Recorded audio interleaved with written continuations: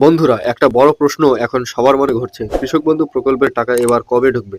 হাজার হাজার কৃষক দিন গুনছেন, কিন্তু অনেকেই এখনো টাকা পাননি। কেউ বলছেন সার্ভার সমস্যায় দেরি হচ্ছে, কেউ বলছেন নতুন তালিকা প্রকাশের পরেই টাকা ঢুকে যাবে। আসল সত্যটা কি? টাকা কবে থেকে ঢুকবে? কারা এবার টাকা পাবেন? আর আজকের ভিডিওতে আমি একে একে সব প্রশ্নের উত্তর দেব।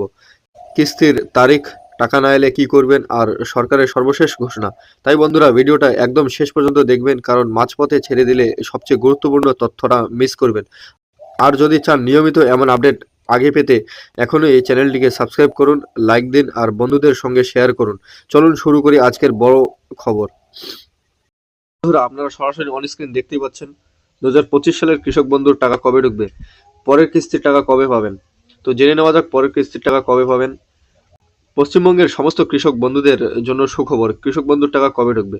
প্রধানমন্ত্রী কিষাণ সম্মান নিধি যোজনা বা কৃষক বন্ধু পরের কিস্তির টাকা কবে পাবেন, এই সম্বন্ধে এই ভিডিওতে আলোচনা করা হলো। যারা কৃষক বন্ধু এর আগের কিস্তির টাকাও পাননি, তারা কিভাবে টাকা পাবেন, এবং যারা নতুন করে আবেদন করতে চান তারা কিভাবে আবেদন করবেন, সেই বিষয়ে আলোচনা করা হবে। কৃষক বন্ধু প্রকল্প কি এবং এর উদ্দেশ্য কি? তো জেনে নেওয়া যাক এর উদ্দেশ্য এবং কৃষক বন্ধু প্রকল্প কি। কৃষক বন্ধু প্রকল্প কি এবং এর উদ্দেশ্য? কেন্দ্রীয় প্রধানমন্ত্রী কিষাণ সম্মান নিধি যোজনা বা পিএম কিষাণ যোজনা এর মতো পশ্চিমবঙ্গ সরকারের কৃষি মন্ত্রক উদ্যোগে চালু হওয়া কৃষক বন্ধু প্রকল্প মূলত রাজ্যের কৃষকদের আর্থিক সহায়তা প্রদান করে ও কৃষিক্ষেত্রে স্থিতিশীলতা আনার উদ্দেশ্য তৈরি হয়েছে। এই প্রকল্পের মাধ্যমে ক্ষুদ্র, প্রান্তিক ও মাঝারি কৃষকরা সরাসরি রাজ্য সরকারের কাছ থেকে আর্থিক সহায়তা পেয়ে থাকেন, যাতে তারা খারিফ ও রবি মরশুমে যথাযথভাবে চাষাবাদ করতে পারেন। প্রকল্পের অন্যতম বৈশিষ্ট্য হলো কৃষকের মৃত্যুর ক্ষেত্রে পরিবারকে 2 লক্ষ টাকার আর্থিক অনুদান প্রদান করা হবে, যা তাদের নিরাপত্তা সুনিশ্চিত করে। রাজ্যের কৃষি উন্নয়নে এই প্রকল্প একটি মাইলফলক হিসেবে কাজ করছে। আবেদন প্রক্রিয়া ও প্রয়োজনীয় নথিপত্র। কৃষক বন্ধু প্রকল্পে আবেদন করতে কি কি দরকার সেটা জেনে নেওয়া যাক।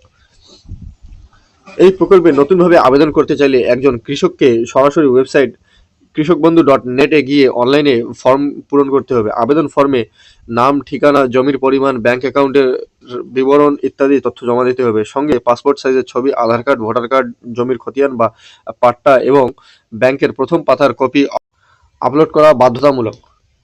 অনলাইনেই আবেদন জমা দেওয়া যায় এবং ফর্ম যাচাইয়ের পর কৃষকদের অ্যাকাউন্টে টাকা স্থানান্তর করা হয়। যারা আগে থেকে নথিভুক্ত তারা সহজে নিজেদের তথ্য যাচাই ও আপডেট করতে পারেন। আর্থিক সহায়তা ও মরশুমি সুবিধা। এই প্রকল্পের আওতায় কৃষকদের বছরে 2 বার অর্থ প্রদান করা হয়, খরিফ মরশুমে এপ্রিল থেকে সেপ্টেম্বর এবং রবি মরশুমে অক্টোবর থেকে মার্চ মাসে।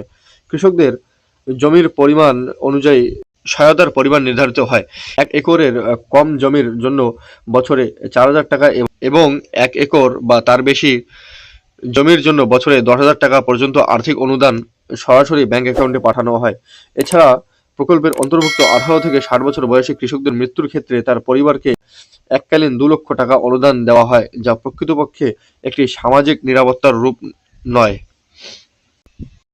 তো বন্ধুরা, আপনারা সরাসরি অন স্ক্রিন দেখতে পেলেন যে আপনাদের কৃষক বন্ধু আবেদন করতে কি কি ডকুমেন্টস লাগবে এবং আপনারা কিভাবে কৃষক বন্ধু প্রকল্পে আবেদন করবেন, এবং আপনাদের কৃষক বন্ধুর টাকা কবে ঢুকবে তা নিয়ে কিন্তু সরকার এখনো কোনো বিস্তারিতভাবে আলোচনা করেনি।